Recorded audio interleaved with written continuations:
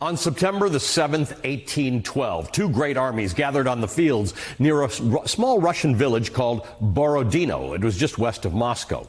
Napoleon's troops advanced from the west, while Russian forces dug in to face them. History would remember the subsequent Battle of Borodino as one of the bloodiest single days of combat in the Napoleonic Wars, the moment that the French invasion of Russia began to unravel.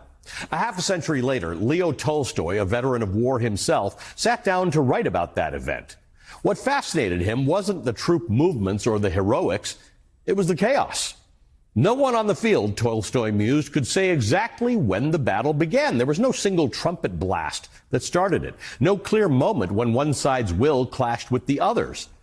By the time the first cannon was fired, the battle had already been unfolding through weeks of maneuvers and orders and misjudgments and fears, tiny decisions that accumulated until the outcome felt inevitable.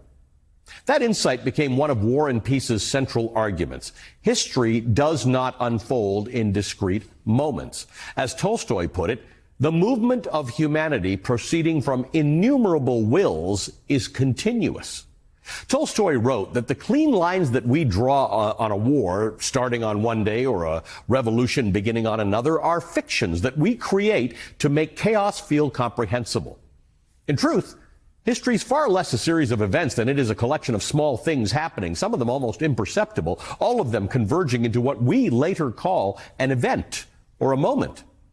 Now, this idea has personal meaning for me because more than a century ago, my great-grandfather was a small businessman in South Africa. He was a practical man who worked hard, kept his head down, and sought stability above all else. His friend, Mohandas Gandhi, was the opposite. Gandhi was, by 1907, a troublemaker. This little man constantly challenging the authority of the British Empire, refusing to accept the unjust world as it was.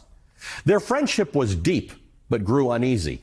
When Gandhi invited my great-grandfather's 7-year-old son, my grandfather, to live and study at his ashram in South Africa, my great-grandfather hesitated. He admired Gandhi's ideals, but he also valued peace. He didn't want his young son swept up in what he saw as unnecessary upheaval and the risky business of poking the powers that be.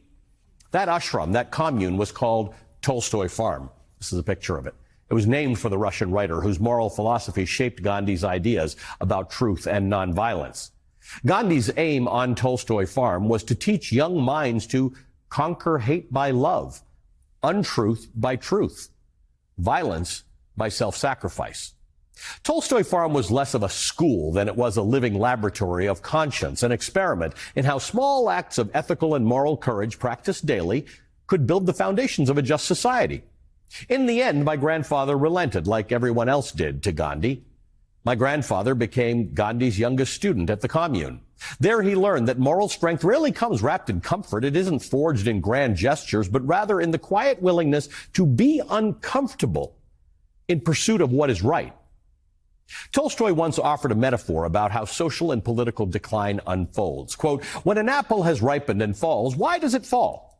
Is it because of its attraction to the earth?